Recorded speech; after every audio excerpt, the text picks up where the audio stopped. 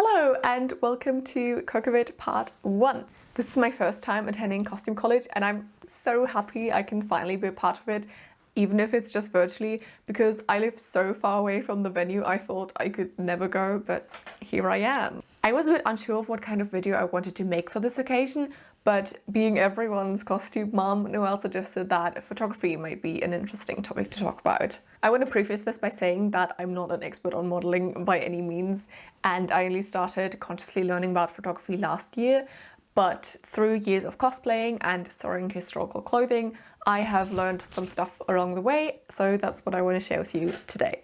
I think I personally am kind of known for my 1830s ball gown on the tube, and that's probably where this badass image comes from. So let's talk about posing first. My first tip is to have a prop. It doesn't matter what it is, but it'll give you something to do with your hands. And if you're portraying a specific character, it might even add to the overall impression. Things I have used are fans, flowers, teacups, umbrellas, parasols, and even a bike. Other things I can think of are quills, books, watches. You get the idea. Don't forget that you can also use the costume itself as a prop, so be sure to make use of hats, scarves, etc. and show off the way your costume moves.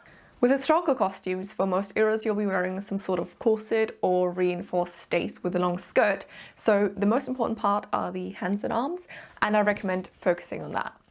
Generally, it is a good practice to keep the fingers together because it makes them look smaller, and I found that sometimes one small cocky finger can look very elegant and genteel. One thing that I think looks very nice is turning my body away from the camera and looking back at it. This is not something everyone likes because of the neck folds it creates, but I think it gives this very nice wistful vibe with this engaging sense of, hey, wanna follow me into the secret garden? Or something like that. It's also a good opportunity to get photos of the costume's backside. If you're really bothered by the wrinkles, you can also just turn the head a bit less and look to the side. A very classic pose that is found in a lot of Victorian photographs, like carte de visite, is sitting on a chair, standing next to it, or leaning on a short pillar. Make sure that your arms are pointed away from your body at an angle so that you can show off that snatched waist. I would avoid having them vertical or even worse, horizontal, because it looks very robotic, and if they point straight forward, it can make you look like you're missing part of your arm. This is a very good example of that mistake. The upper arm is pointed straight forwards, so it is invisible. It's a great photo, but not in terms of posing. I did much better in this one, even though now that I look at it, those fingers are spread a bit too far apart. But okay, you see that these are only guidelines, so even if you make small mistakes like this, the overall impression of the photo can still be amazing, so don't sweat it if something's not perfect. This is a really tricky aspect because we all live in different places, so there is no one universal answer to that. What I can say is that people usually underestimate the amount of nice locations that are in the area. These pictures were literally taken in my family's garden. My mom and I did the photo shoot for the May Day costume the evening before I had to hand in the files for this costume. Gardens are generally very good for historical stuff because you can do pretty much any period without looking out of place. Of course, it's always good to have historical architecture like an old mansion or something like that. Although you need to be careful with those places because some of them don't permit photography or photo shoots, so you should always ask beforehand just to make sure. If you can't find a location that matches the era you're doing, why not make it a feature? The photos I took with Tube Mapper on the London Underground are among my absolute favorites, and I think that doing something fresh like this is ultimately more interesting than the dress and palace combo we've seen 100 times before. Not that there's anything wrong with that, but you know.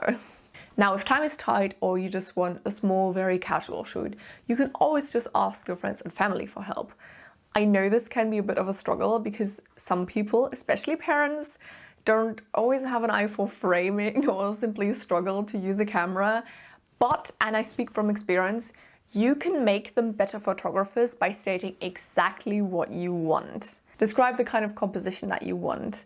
Use autofocus and have a look at the preview pictures once in a while. This way you'll notice if there is any obvious problems and they can easily be fixed. Again, I want to point out the May Day photos that my mom and I took in our garden. Sure, there were a number of photos with my hands or feet cut off, but in the end, we got great results for the amount of time that we spent on it, and I'm really happy with those photos. I personally have never worked with a professional photographer before, and I think that's maybe more something for commercial purposes, but I really love working with hobby photographers. The reason why I like it so much is because these people have the equipment and know how to make their photos look really good and professional, but because they're doing it out of personal interest, it doesn't cost you anything.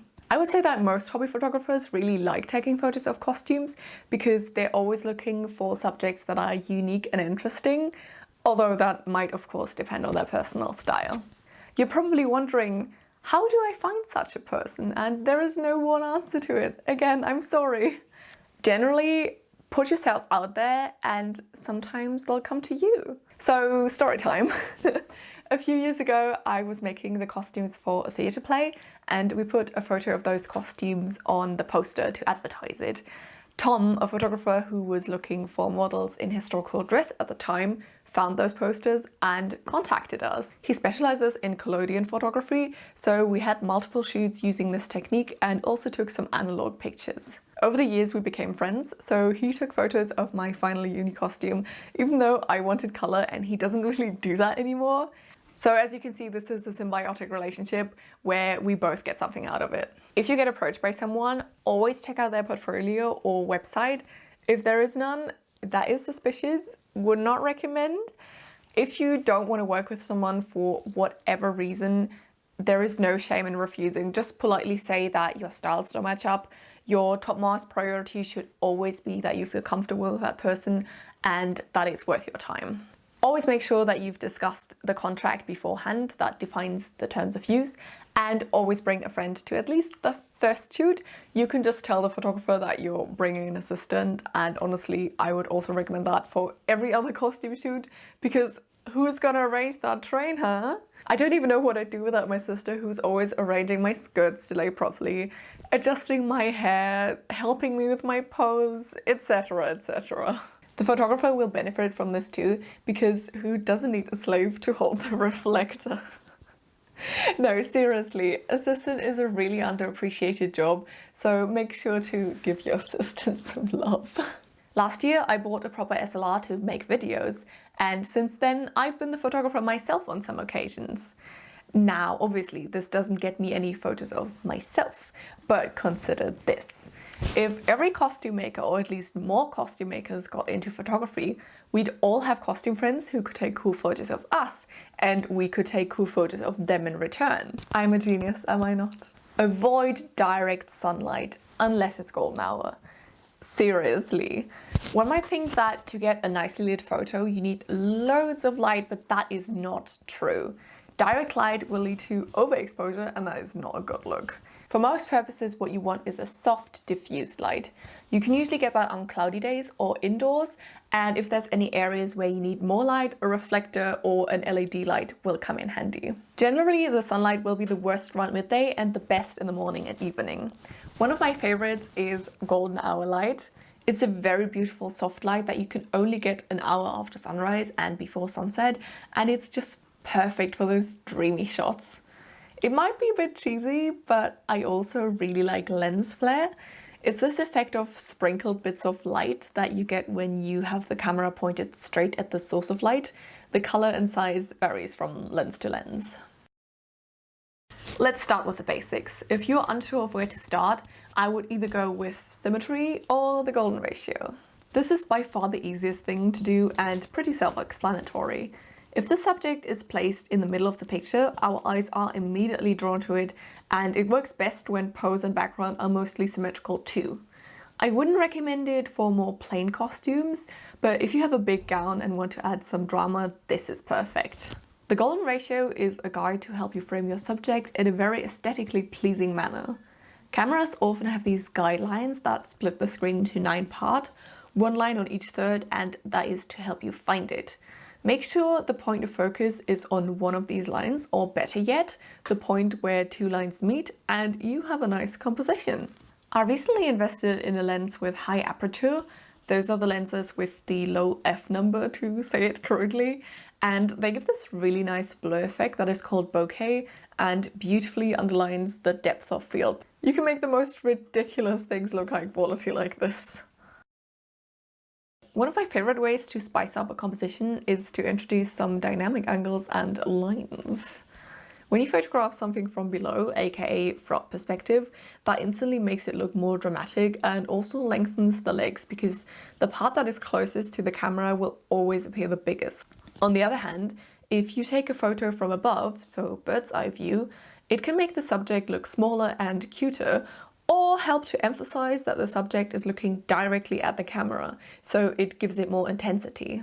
Okay, now this is something I figured out by chance, and I still haven't fully figured out the formula behind this, but sometimes when you tilt your camera kind of to the side, it gives this really cool angle.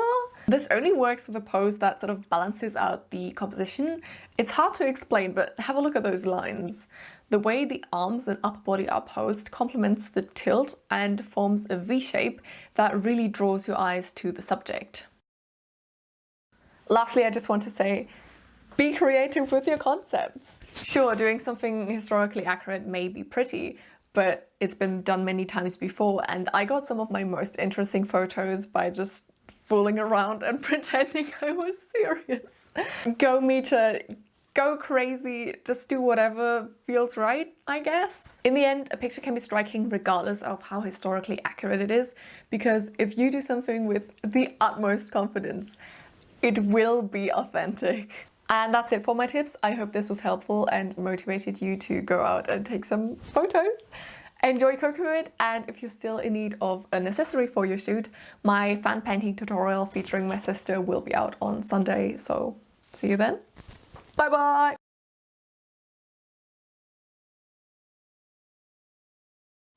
Mama, nicht die Tür aufmachen, da steht direkt was hinter der Tür. Muss man hier gucken, wie hier ein Spiegeleffekt entstanden ist. Okay. Oh.